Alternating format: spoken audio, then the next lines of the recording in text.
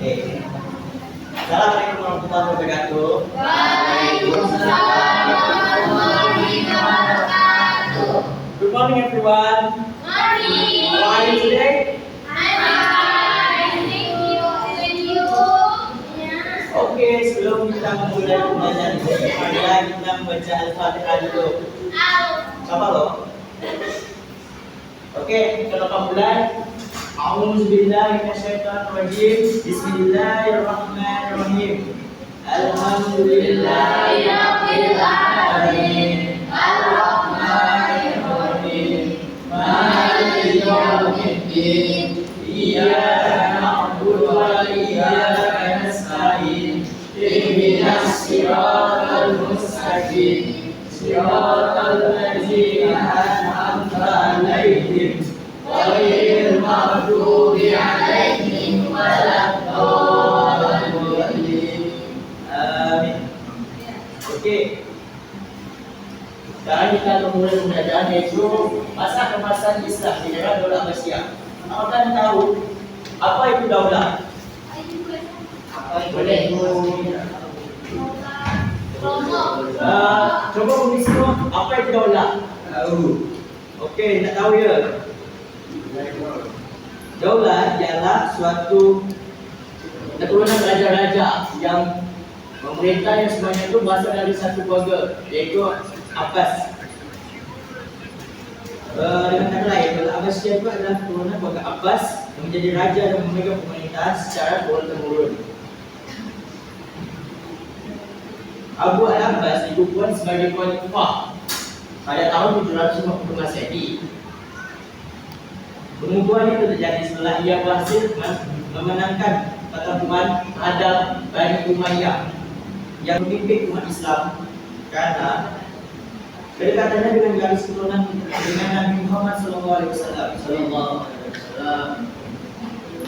Namun tidak lama dari masa kepemimpinan Abu Abbas dan tidak bertahan lama, 5 tahun setelah menjadi khalifah, Abu Abbas meninggal dunia pada usia 33 tahun pada tahun 754 Masehi.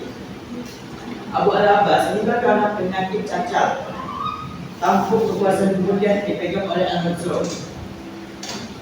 Dan berganti waktu yang melanjutkan kuasanya Daulah Abbasiyah sampai 5 abad berikutnya ialah masa kemasan itu Daulah Abbasiyah itu terjadi dan oleh kepemimpinan Harun al-Rashid. Harun al-Rashid adalah cucu dari Al-Mansur, putra dari Khalifah Al-Mahdi penerus Al-Mansur.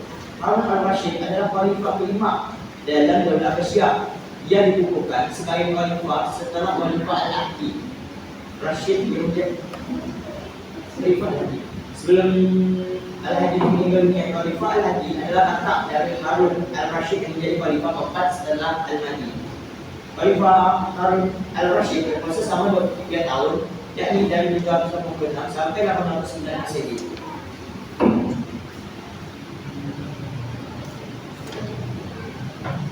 Dan kekuasaan Daulah Abbasiyah pada masa pemerintahan Harun al-Rashid membatasi Islam sampai pembatasan India di timur, negeri di timur dan termasuk wilayah Abbasiyah di antaranya Iran, Afghanistan, dan Jazirah Arabia yang Jazirah Arab di selatan serta Afrika Utara, kecuali Maroko. Wilayah Abbasiyah juga membentang dari Laut Hitam sampai ke Laut Mediterania, termasuk Pulau Cyprus, Rhodes, dan Kreta dan Sicilia. Dan masa kemasan Daulah Abbasiyah masih lanjut sampai era Al-Ma'mun. Al-Ma'mun adalah putra Al-Harun al-Rashid. Ia menjadi khalifah yang ketujuh. Al-Ma'mun itu sendiri menjadi khalifah setelah berhasil mendapat kekuasaan dari saudara sendiri, yaitu Khalifah Al-Amin. Khalifah Al-Amin menjadi penguasa Daulah Abbasiyah setelah Khalifah Harun al-Rashid meninggal dunia. Namun, Khalifah Al-Amin berkuasa dalam masa waktu yang cukup sedikit atau bisa dibilang cukup singkat, dan ini 4 tahun pada tahun 809 sampai 811 Masehi.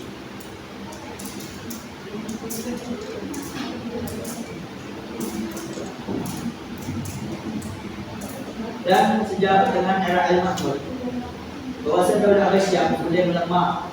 Saat itu mulai muncul pemerintahan diri Muslim yang menyatakan mereka dari kekuasaan Abbasiyah seperti Persia, Turki, Mesir maupun Cordoba.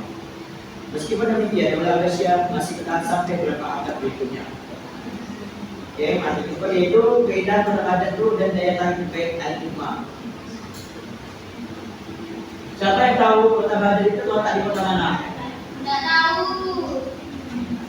Mak, mati lo yang lain di semua ni. Jadi apa? Oke, Pak Andre, tahu tak kota Baghdad itu terletak di kota mana? Tidak tahu.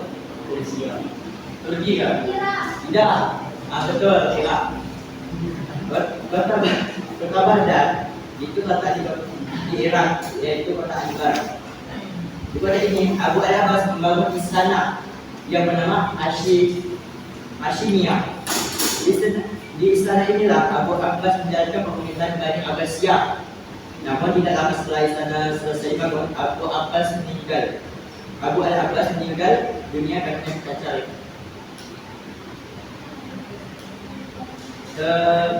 Tampak kekuasaan kemudian berpindah ke saudaranya yang bernama Al-Mansur.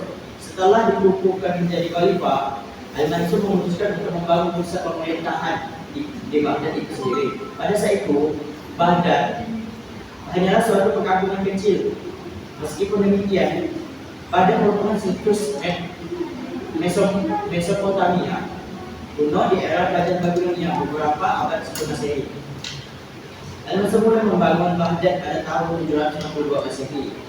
Ia mempekerjakan sekitar 100.000 arsitek dan rajin dan buruh yang didatangkan dari berbagai wilayah seperti Suriah dan sekitarnya, Mesopotamia, Irak dan sekitarnya, dan daerah-daerah lain. Pembangunan kota Baghdad masih diselesaikan dalam waktu 4 tahun. Setelah selesai, Al-Mansur memberikan nama resmi kepada kota Baghdad dengan sebutan Madinah Darussalam atau kota perdamaian.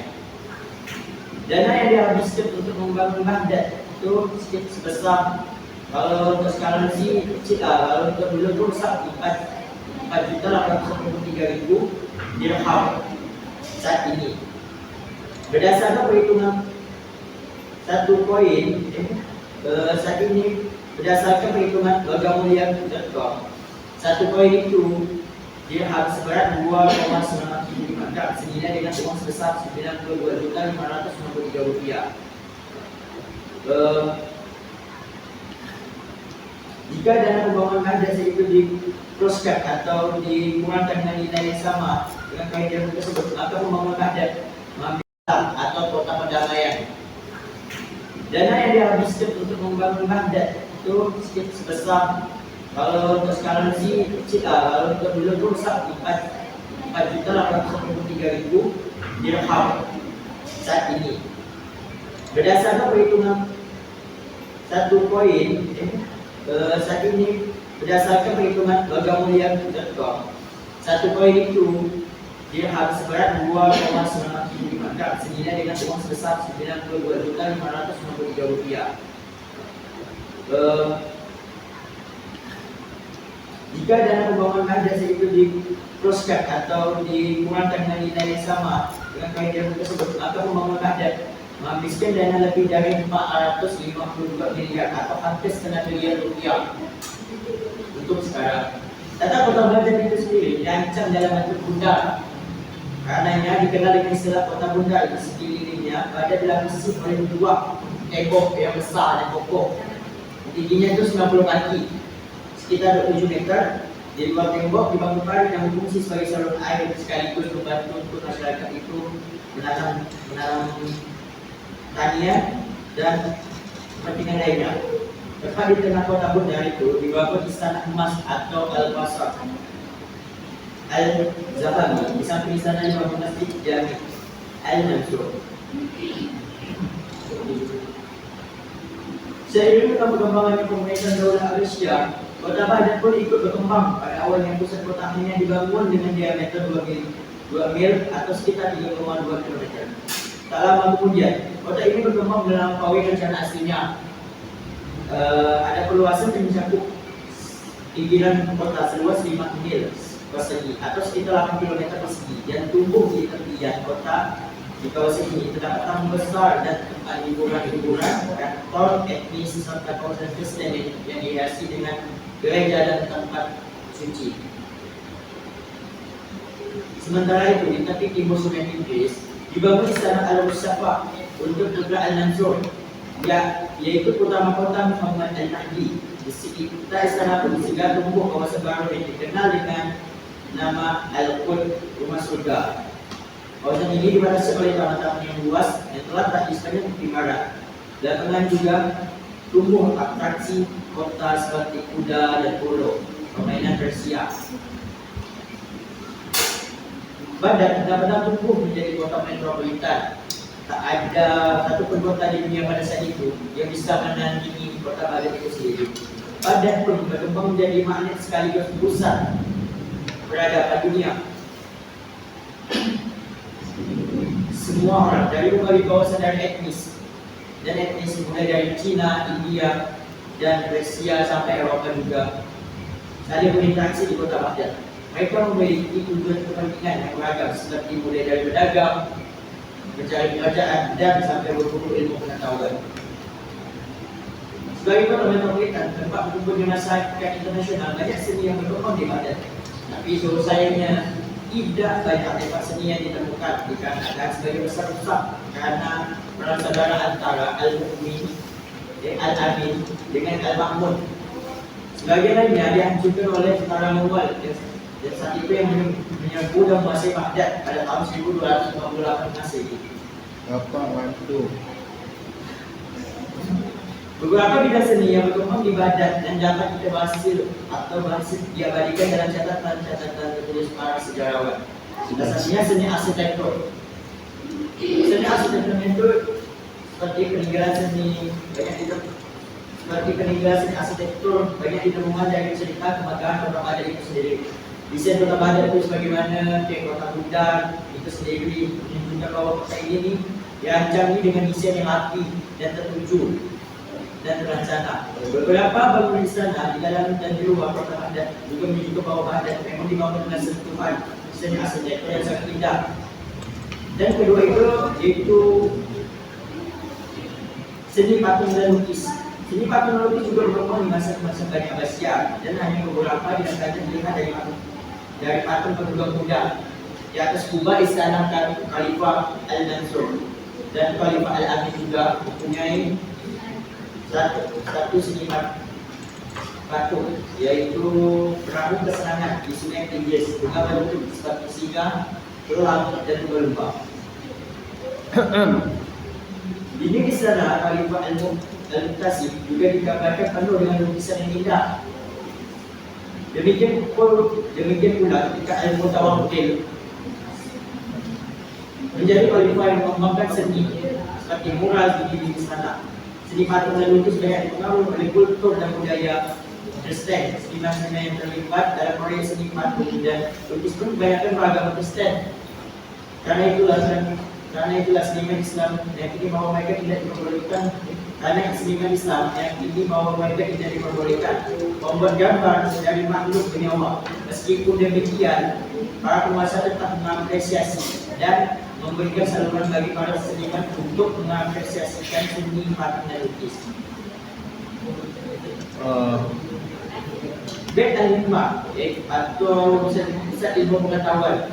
Salah satu catatan sejarah yang fenomenal pada masa kemasan Daulah Bani Abbasiyah yaitu adalah tentang Bait al-Hikmah. Bait al-Hikmah pada awalnya Bait al-Hikmah didirikan oleh Khalifah Harun al-Rashid pada awal masa pemerintahannya. Saat itu Bait al-Hikmah difungsikan sebagai perpustakaan pribadi, dan pada masa Khalifah Al-Ma'mun, Bait al-Hikmah diformalkan menjadi lembaga pendidikan tinggi Islam dan lembaga ini juga merupakan lembaga pertama atau lembaga tinggi pertama di Islam. Selain sebagai lembaga pendidikan tinggi, Bait al-Hikmah juga berfungsi sebagai biro atau perpustakaan Ya, sebagai biro penerjemahan atau perpustakaan. PAI Al-Makmun juga mengembangkan PAI menjadi observatorium atau yang bisa kita kenal itu laboratorium tempat mengajar astronomi dan rumah sakit sebagai pusat studi kedokteran. PAI dikembangkan menjadi lembaga pendidikan formal dalam rangka mewadahi pengembangan ilmu pengetahuan di Baghdad pada saat itu. Sebelumnya ilmu pengetahuan sudah mulai berkembang sejak era Khalifah Mansur. Perkembangan ilmu teknologi. Oke, sekian dari Bapak yang bisa Bapak sampaikan dan jamnya sudah menunjukkan jam 10.16. Marilah kita tutup dengan membaca basmalah.